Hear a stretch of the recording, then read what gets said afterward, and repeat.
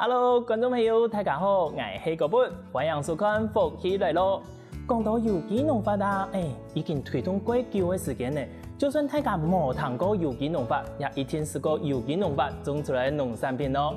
喺我哋绿地地区，也各位好朋友、农民朋友，提用有機農法提種農產品，甚至於講經營農場哦。今日呢，我收嘅係台灣萬經營嘅有機農場嘅好朋友。佢也清久以前，22年前都係用有機農法經營農場。聽講佢嘅農場地位總係改到無窮樣嘅東西，甚至於講有改到神奇嘅八通哦。到底係樣板嘅故事呢？還係夾夾有請佢同大家來分享吧。馬上來分享我哋乾坤有機農場嘅調家王大哥，王大哥。主持人好，各位觀眾大家好，我是王乾坤，在屏東萬巒種有機水果。好，歡迎王大哥，接下來係我哋王大哥嘅好朋友，也係我哋嘅好朋友阿三哥林必山。主持人好，各位觀眾朋友大家好，我係可英山可可莊園嘅林必山。哇，歡迎兩位大哥吼，兩位大哥來到我們節目裡面。阿三哥吼，不用說，係我哋的好朋友，之前就有訪問過嘛。王大哥是第一次來啊，想要問一下王大哥說，我知道阿三哥他是在種可可嘛阿三哥，我知道你大概是說在經營那個有機農場啊，不過你的農場裡面聽說種了很多東西，可以跟觀眾朋友簡單介紹一下，說到底種了什麼東西嗎？我很喜歡收集各種植物啦，花卉。那我光水果就超過100種的種類。種類大部分都是水果。主要是重點是水果，那其他各種的花卉啦，什麼也都會收集。不過兩位都是好朋友，我想要請教一下說，阿三哥，你們兩位啊，喺哪個時間認識的？什麼時候認識的？差不多4年前的哈，因為我哋萬巒地哈有一個屏東觀光農業協會，顧名思義咯哈，也有農業跟觀光同它結合起來安尼哈，協會響日本認識的。同樣是因為經營農場然後在地的農業，安尼兩位就認識了嘛。王大哥，你自己本身我知道你經營農場很長的時間了，所以你在萬巒是萬巒在地人嗎？不是，我是高雄市人。那只是買了農地，買在萬巒那裡，那所以退休以後就到萬巒去定居下來。這樣就有趣了。王大哥，為什麼你在高雄，可是你退休之後會選擇在萬巒經營農場？因為我喜歡拈花惹草，那喜歡蟲魚鳥獸大自然，那所以我雖然是在工作，那是為了生活，可是我希望我以後能夠接觸大自然的機會更多，那所以我就一直規劃着，我退休以後要從事那個接觸大自然的這個農業的這個行業裡面。可是王大哥，你的工作跟農業有相關嗎？完全不一樣，也是一個白手起家的概念呢。那這樣子，你自己有想法說要去經營農場，可是這樣子的過程當中應該很辛苦吧？你都沒有接觸過農業，一開始的時候家裡面會不會反對？老婆會反對吧？對，那我老婆是還好，因為她喜歡吃水果，所以如果說是走農業這條路也是可以。那我本身學的是化學工程。我是台科大化工系第1屆的畢業生。那我畢業以後，通通是在石化工廠服務。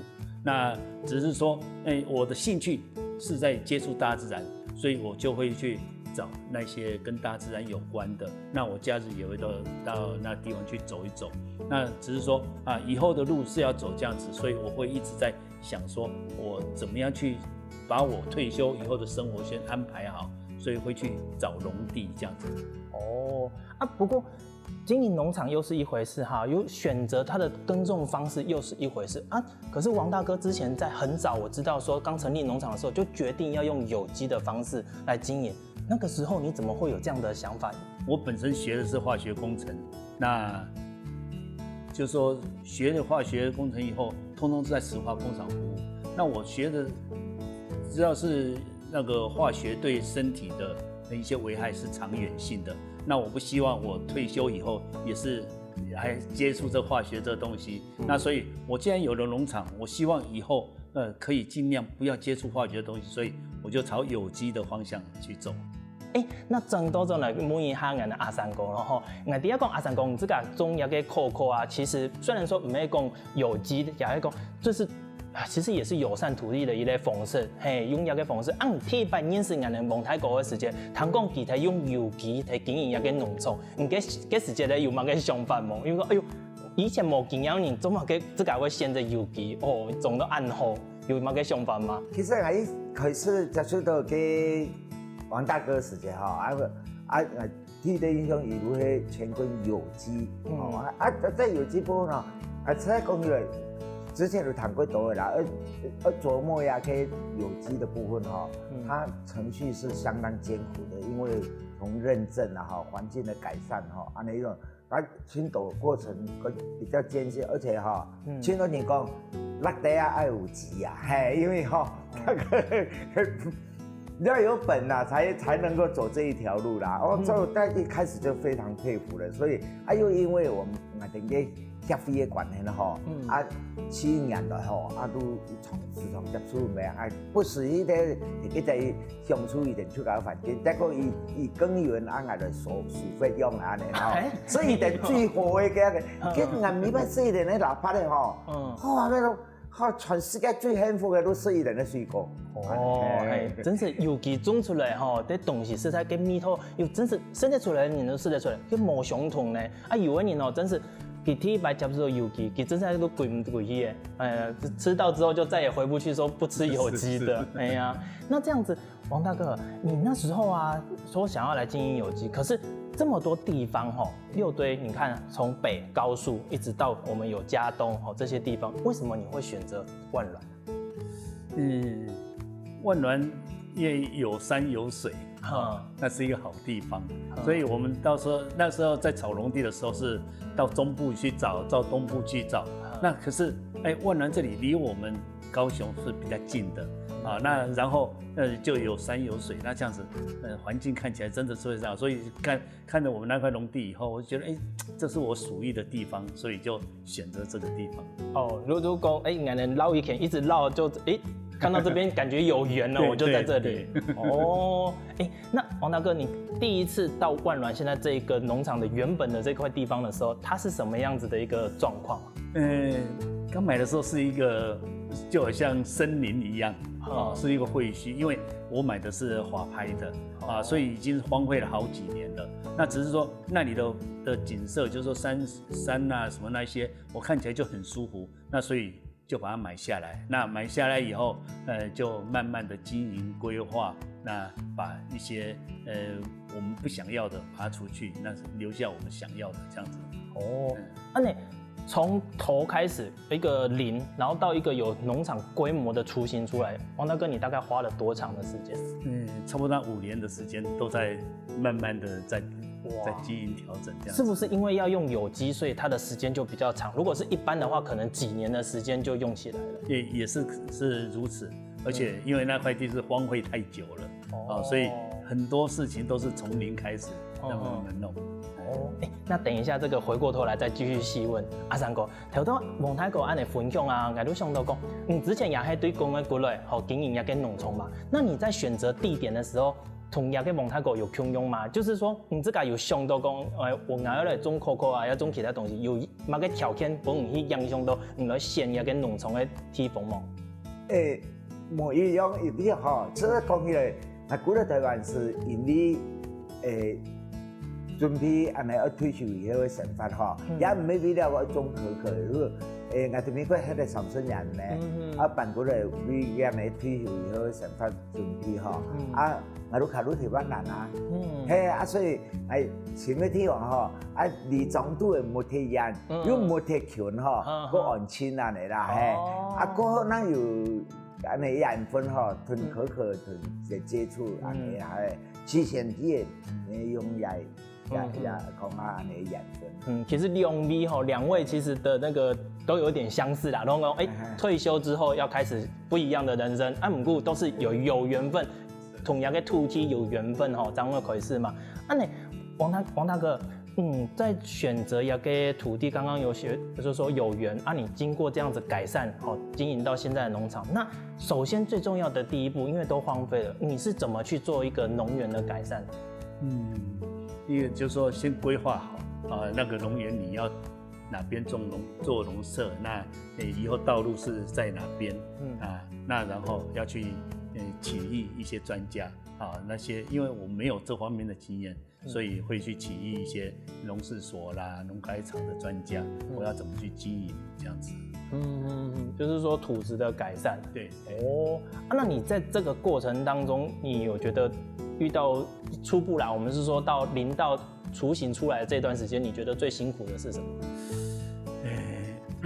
要把它整理成你想要的那些那个景色啦，什么那些，前面真的是要很多的摸索啦，那去探讨，那当然还要去一些请教专家看怎么去做会比较好。从理论上的到实际上的，你必须要实际上去参与，要很深入的投入，才可以达到这样子。那整个农场范围多大？面积？我那里现在是2.8公顷，那个农地这样子。哇，都是你一个人在忙？没有啦，不是只有我而已啊，还有我的老婆啊，我的孩子都会帮忙。一家人都在一起天数。很好呢。观众朋友，今日王太哥的有机农场的经验，原来是安尼来的。不过唐公啊，佢后边还有更多无共的故事哦。大家休息一下，CB茶继续来同大家分享咯。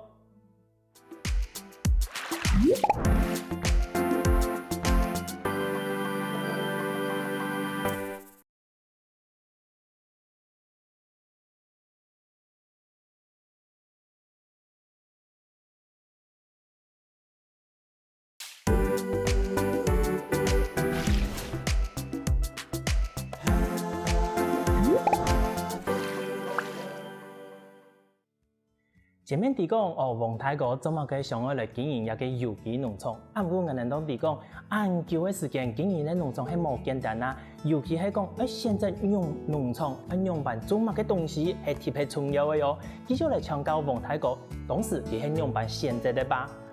王大哥，刚刚有听阿三哥分享说啊，他有种可可啊，他有没有邀你？他只要说，其实你是前辈，所以他没有特别去讲。那可是你刚刚有说你种了很多水果这些，那在可可跟咖啡这些新兴的作物兴起的时候，你有没有想过说要来尝试种看看？你现在有种吗？我是都种1-2颗这样子而已，因为我什么都收集嘛。可是可可跟咖啡，它的重点是后面的加工。那我希望做的是新鲜的水果，让客户可以直接吃到的这样子。所以那个我是就种，可是不是我的重点。就是尝试看看，我也有，然后就了解一下就是了。那现在农场里面最主要的作物是哪一些啊？现在的话就是荔枝跟芭乐。荔枝是原来就有的，因为我买的那块地原来是虽然是荒废的，可是它原来有种荔枝，有种那个椰子，还有槟榔。那当然是因为荒废很久，通通是一些杂木都遮住。可是蒸以后，那就是荔枝、槟榔跟椰子就呈现出来。可是槟榔因为对身体不是很好，所以我不想留这个东西我就全部都把它除掉。那椰子的话，是因为我有去请教专家，那专家告诉我说，那个椰子以后会进口，我们没办法跟国外竞争，东南亚国家它会很便宜，所以变成不是经济作物了，而是荔枝很好，所以可以保留下来。那所以我就请教那位专家，那他也是我的贵人呐因为他是台湾专门研究荔枝的专家，他是邓永新博士他是在万峦那个在潮州，他住在潮州，那是在凤山试验所。那因为我去请教那些专家的时候，他就告诉我，荔枝是不错的。那然后我说我不晓得那荔枝的情形，他就到我田里去看，你看你这是通通是愈合包。他说那既然愈合包它本身就有深入研究，所以当然教导我怎么去照顾愈合包这样子。所以那个时候就继续在选择说，在作物的选择上就选择的用留下这个荔枝，然后就来种荔枝为主嘛。那后续再增加的芭乐这些。那这样子的话，其实那你在用有机，我知道的荔枝啊，其实它是一个相对于病虫害好像也不少的一个农产呢。那你在照顾用有机的方式的时候，是不是很难去做处理啊？要自己去抓虫吗？还是什么？荔枝真的是很难照料，算是技术层次比较高的。不过那个专家他是非常的内行，所以他就指导我怎么去种植它。那当然我希望不喷农药嘛。那可是那个专家说，在台湾事实上要做到有机的非常的难那因为我们是高温多湿，就很难克服。那只是因为我有这个理念，那我就朝我的理念去发展。当然他就说在可以的范围之下，他教我是怎么样去照顾它。那然后我所坚持的地方就是以我自己的方式，只是说我慢慢摸索，好像可以达到这个。那在他的指导之下，然后自己摸索，就把有机这条路把它走出来，这样子。那所以在平常照顾荔枝方面，你觉得最困难、最有挑战的是什么？去抓虫吗？抓虫都还好，我觉得虫害对荔枝来说，它可能只3成5成的影响。可是如果是病害的话，那会全部都是归零。因为就好像现在我们的 SARS 啊什么那些都是一出来的话，你看不到，可是它一发生的话，可能一下子全军覆没。所以我在这里面病害是我比较需要留意的地方。那这样子你在这样种有机的过程里面呢，有遇到说一些天灾，或者是说没有注意好，结果导致整个荔枝的收成都没有的？对，会这样子。尤其荔枝它是亚热带的代表水果，就是说它必须要有低温去开花，然后高温的时候着果结果这样子。那像上一年，那我们在台湾的气候，现在气候都是一直软化的太严重了。那荔枝对这种对温度很敏感的水果来说，就有很大的影响。所以我上一年之后是零收成真的是这样子。那所以荔枝的话，就是说对气候的影响太大。那在台湾的气候已经明显的在软化的话，那所以荔枝我就不能这样一直种下去。那所以我就减少了荔枝的面积，我找其他的。尤其荔枝它是1年才收个他们2星期而已，时间非常短。那我希望我的收成的时间会比较长的，所以我就朝其他的像芭乐是全年生产。所以为什么后面会部分土地就改成芭乐，而且现在芭乐看来是比荔枝还有前景，所以我现在的重心已经从荔枝转到芭乐这样子。前面提到有讲到讲，蒙太果算喺有機方面喺人嘅路前比嘛人是只好睇交流嘅時間，唔會搶交佢講有機嘅方式啦，也係講用辦去施肥、病蟲害等等，會提用啲係唔知家嘅農場地位有安尼交流借鑑嘅經驗冇？當然有啦。事實上講起來王大哥有提，即社大有授課咪有上過也嘅接枝啊，有上過也那個有機栽種嘅，因為王大哥更加做嘅多元化嘛，我記在以後都單一可可嘛所以講起來尤其是王大哥安尼天數安尼睇下病蟲害防治部分有得到幾大嘅幫助咪有個人係可以用同觀光結合，嘅果實實在唔是古到幾好也唔怕啦，從來唔會用肥料啦，唔會出下殺農藥，有水都好安尼嘿。作物無相同，唔過經驗有交流到安尼。有幫忙佢睇啊。安尼扣頭到阿三公有講到，因為是送給嫁接接枝嘅課程嘛，扣會用到一種技術嘛？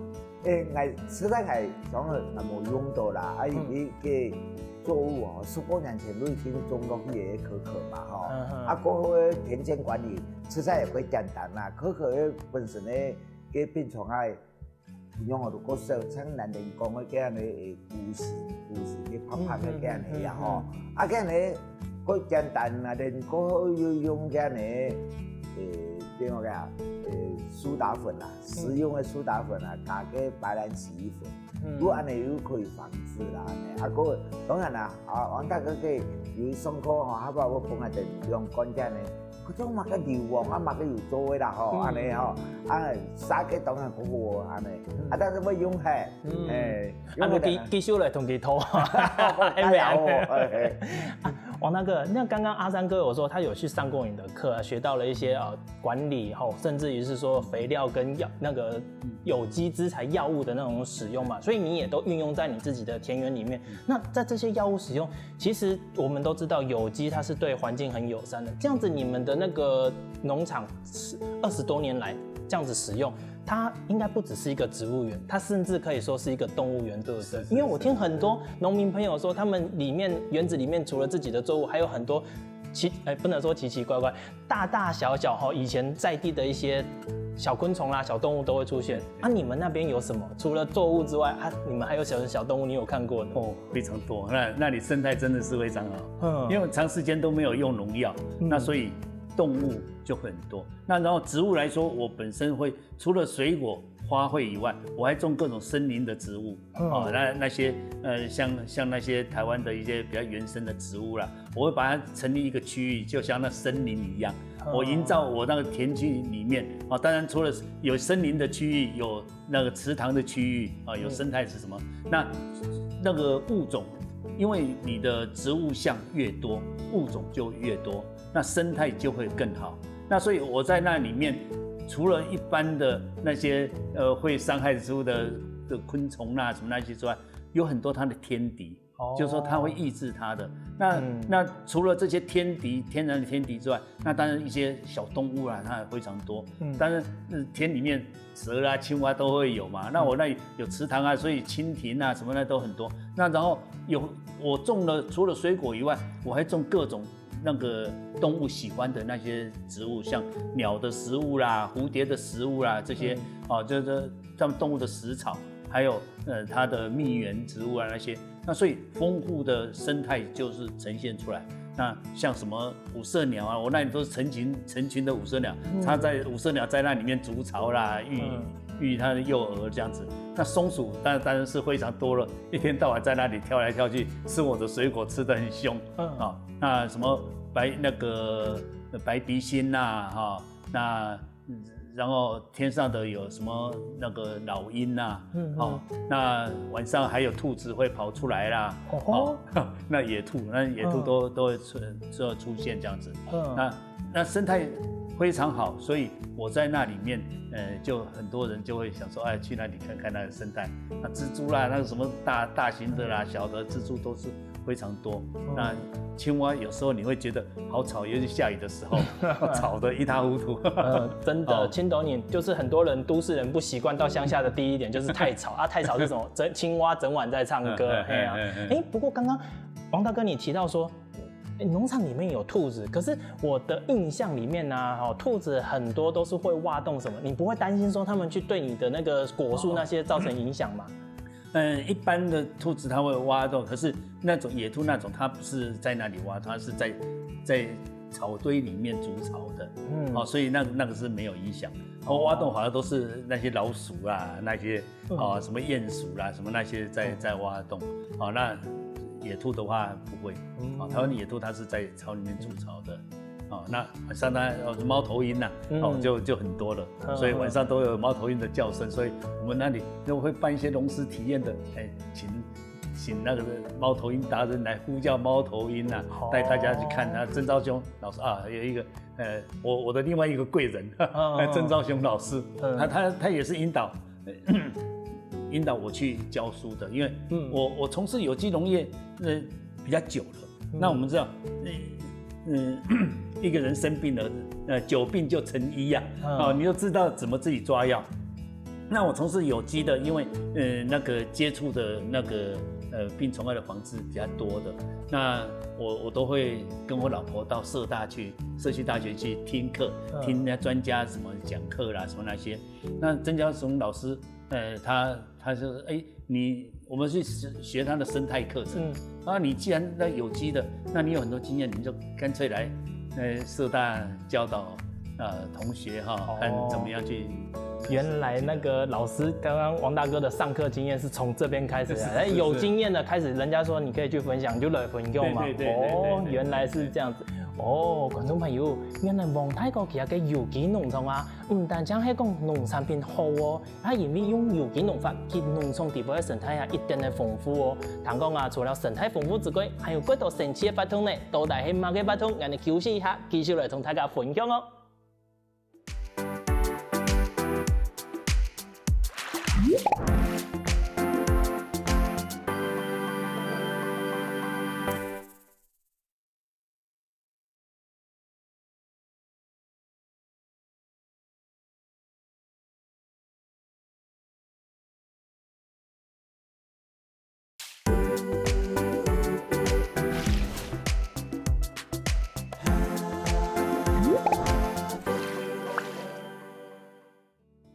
有機農法係對土地友善的一種耕種方式。王大哥佢嘅農場用呢個方式生產的幾多品質好嘅農產品。除咗以外，佢嘅農場地位也生態一定的豐富。也因為安尼，王大哥今年地位也推出了幾多同呢個有關的精彩法通哦。到底係乜嘅法通？我哋嚟繼續請教王大哥吧。王大哥，剛剛有提到說你的農場因為生態豐富，你也讓很多的顧客和遊客到你的農場裡面去參觀嘛？那你們是不是有針對這樣子去推出了一些不同的活動，在農場裡面做一個推廣？有，我們呢有很多的那些活動，像農食體驗啊、心靈饗宴啊、園藝療癒啊，這些都有在舉辦這樣子。那這個農食體驗的內容，是不是可以跟我們觀眾再分享詳細一點？它裡面的內容是怎麼，有哪一些東西？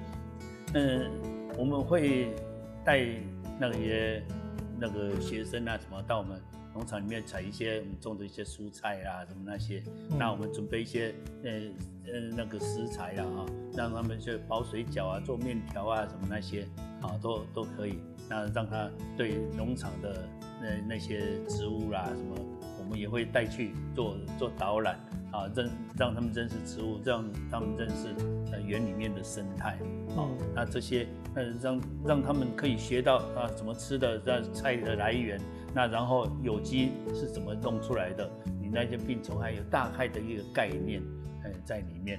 好，那當然我們也會讓他們知道所謂循環農業例如說黑水虻那做一些資源昆蟲啦，我們怎麼樣讓我們的環境會更好，而且不用農藥啊什麼那些讓這些蟲子來消耗我們的一些廢棄物啊。那我們實際上把這些廢棄物的東西給黑水虻吃了，那然後黑水虻它對我們的環境非常好，它又不會危害像蒼蠅一樣危害我們的環境。然後要把黑水虻拿去餵雞，那然後雞吃了以後，它的蛋我們拿來做菜啦什麼那些那這樣子在農業上一個循環來說是非常好的。從小時候讓學生就能夠了解這個有機的農業對環境生態的好。那當然他們有實際上是體驗過那所以他們就會印象很深刻這樣子。真是當然有意思又有意義的一種法通呢。那阿三哥，我第一個5年農場地方應該也有嘛，錯冇？有做巧克力啦，然後做可可啦，那種青島係咪？那你嘅除了重點如導覽解說同樣的學生嘅啦個團體來按照呀不一定了解巧克力製造過程，是用與咧他跟佢分享嘅來嘅幾度邊咧做巧克力 DIY，出個實際上體做巧克力嘅所以伊用來講啦，全世界最好食的巧克力不會出個做嘅呢，所以得對面都他跟你做都幾歡喜安尼當然像王大哥一定嘅有一點清貨，純沙他跟你介紹一下，一定會帶你去已經啲莊園地位各種葉子啦、花啦什麼清楚採一朵都好，採落嚟一啲 A4 紙你拿來用上面膠黏會變一啲漂亮的自然的圖樣。帶回去可以裱起來係咪再講起來我哋基本可以如果以前的觀念本來就有一個啟發如果有參考到今年的經驗，拿來做一下嘅，這個也好心嘛阿三哥，等下唔頭都有講到做嘅可可DIY 嘛，像更加基本準備嘅有嘅巧克力，也係睇嘅 DIY 可以做到嘅嘛。也係用的生巧克力，DIY 做到巧克力。好，等一下既然有准备的，我就送看那些，但我送看那些也个迷途的时节啦，同观众朋友分享一下。头都讲诶，送个巧克力从做 DIY 巧克力，佢有用版的模样用，好唔好？好。所谓巧克力哈，巧克力的制作过程哈，一滴水如磨。伊可以不用冰箱，不用冷藏都可以，伊不用清久，总要不用冰箱冷藏的嘛。因为真是高级的巧克力哈，伊的可可油含量够高。但讲巧克力的品质取决于可可油的含量所以我们从来没做替代油，都纯可可油，所以一定要不用冰箱，冷藏都可以。但是巧克力衍生出来，巧克力再一加，蜂蜜啦、鲜奶啦，然后来加个抹茶那些，那个香柠檬，你看吃的都是香水柠檬诶，泡色的也个嘿，加青岛贵好吃的料，里面有加水分，所以呢，又加好吃的料，所以生巧克力会比巧克力更好吃。是又好吃又健康的好多生巧克力，从一定是的。纯健康的叫做巧克力，但是生巧克力要不要冷冻库？因为有含有水分的这样的食材底位，所以要用冷冻库安尼爱滴的啦。当然，底下嘛，搞巧克力嘛，搞生巧克力奇怪呢，就想讲，送的巧克力同一般的模样迄讲其无煮过咩呢？还送像那个汉煎处理过，生巧克力原来唔咩啦其最纯粹可可脂过多的，有加其他水果啦，各种去做的，真是贵好吃呢。观众朋友，要去送的巧克力啦，释放嘞可能推边的，其实释放了种种人的口感，从八大形容里面一下一路用下来的贵神奇也贵好吃。也个在 DIY 时间有可以做吗 ？DIY 无法度做安尼再加食材，就纯粹做这样的巧克力。一般的啦因为时间同制成的关系，种无法度好本大家来做。最主要都享受这个过程然后。全世界最好吃的巧克力都以就敢做王大哥，刚刚阿三哥有跟我们分享说，在你们的 DIY 里面有一个是拿叶子来做 DIY， 他们也有学过去然后做借鉴。那你前面又有提到说，你们的农场里面有在做一个叫园艺疗愈的一个活动，这两者是不是相同的啊？应该类似的啦，只是因为这个领域都是我老婆在他因为我们是休闲农场，是合法的休闲农场，那所以他想要把一些休闲的那些元素带到我们农场，所以他有去研究所屏科大去读那个休闲疗愈的这个的硕士的课程。那在这方面他就有比较深的琢磨，看像什么花枝响艳啊，或者是什么跟大地接触啦什么一些疗愈的方面。那我们现在心情的这种，就生活比较紧张嘛，所以我们要去让你能够放松，所以它有很多的相关的那些活动。所以说这边的分工来讲，我这样子听明白了，就是你比较着重于生产面，对，那经营行销这个课程的部分呢，就是由老婆这边来负责，所以大家的分工很明确。他对吃的啦什么都很有研究，他很喜欢做这方面的，所以我们会有很多的那些 DIY 啦，都是他去开创出来的这样子。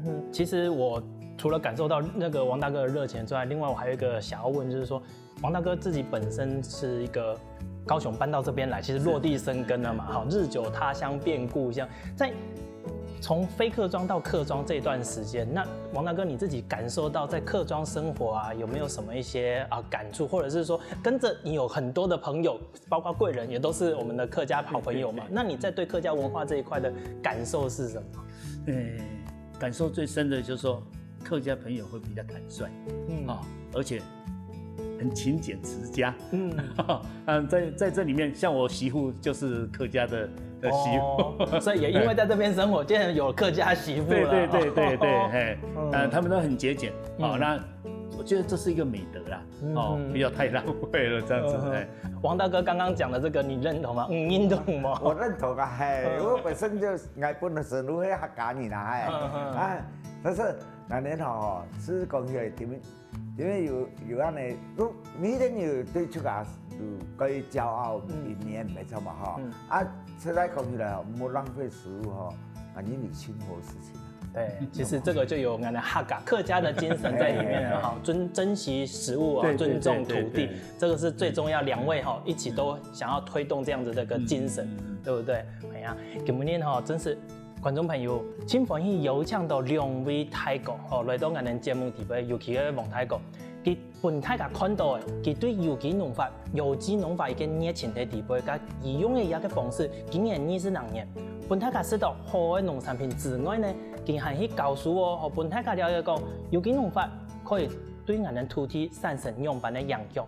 也希望大家真是有限的时间，当我们慢慢合作，可以来去今年的农场地边聊聊一下，认识真实的有机农法，体验讲今年对土地对我们的客家精神的文化有哪一种的影响哦。再一次感谢两位大哥来到我们节目分享了很多精彩的故事哦，多谢您。哎呀，感谢主持人也感謝各位觀眾朋友可以分享電台灣人體驗我哋客家嘅生活個個安尼重點會嚟乾坤有機農場體驗順帶嚟我哋啊可英山可莊園休閒農場個分享點我人嗰度客家文化呈現嘅東西就實際嚟都會能體驗嘅到安尼當然又主教又辦嘅，當然咯可以分享大家嚟灣人。好那謝謝各位觀眾，那希望各位能夠有空時要撥時間到我們萬巒來走一走，到我們乾坤有機生態休閒農場來實際上體驗一下這種農村的生活。好，謝謝各位。好，我講到一片大家坐喺順眼嘅麼呢？好嚟聽聽先生來認同一下吧。希望我哋福建來嘅節目嘅朋友，記得點讚聽客家電視台嘅頻道，順勢記得分享出去喲。